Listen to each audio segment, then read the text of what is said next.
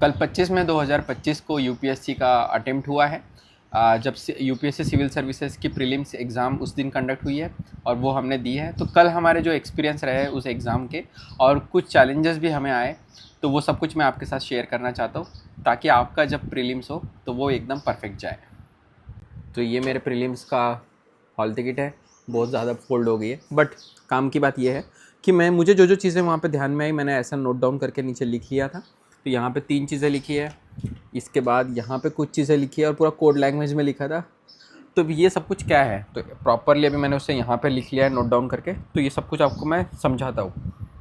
तो जैसे कि यूपीएससी की एग्ज़ाम संडे को होती है, तो संडे को आपने जो है आपके दिमाग में और रियलिटी में भी जब आप प्रिपरेशन करते रहते हैं तो हर संडे को आपने टेस्ट डे रखना चाहिए, उसे एज ए टेस्ट डे ही डिक्लेयर कर देना चाहिए। क्योंकि प्रीलिम्स आपकी हर बार संडे को ही होने वाली, तो जब भी संडे आता है आपके अंदर नेचुरल फीलिंग आना चाहिए कि आज मुझे जो है टेस्ट लिखनी है। तो जब भी आप मॉक टेस्ट दे तो सबसे ज़्यादा टेस्ट आप संडे को दे।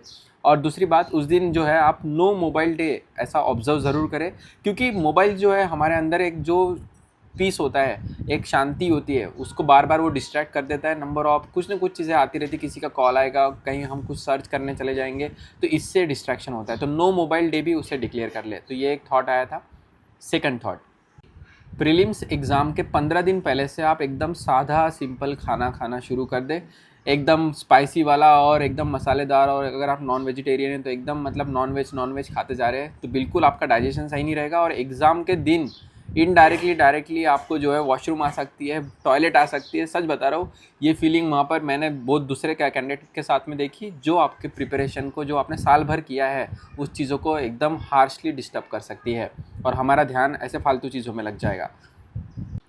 बहुत सारी जनरलिंग आप करें, बहुत सारे थॉट्स आपके मन में, रैंडम थॉट्स जो आते हैं वो पहले ही लिख के साल भर में ही पूरे थॉट्स ख़त्म कर दे।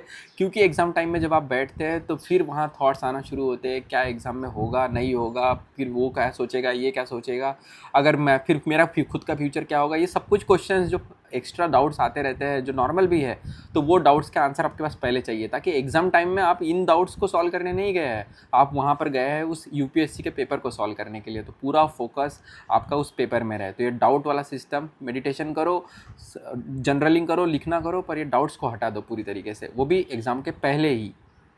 2 ब्लैक पेन आपके साथ रखो पहले से चलाए हुए, ताकि ओएमआर में गलती ना हो। सबसे इम्पॉर्टेंट, 9 बजे से 9:30 का जो समय होता है, जो आधा घंटा आपको सिर्फ अपने जगह पे जाके बैठना होता है, तो पहले से आप उसमें भी सोच लो कि आप उस आधे घंटे में क्या सोचने वाले हो।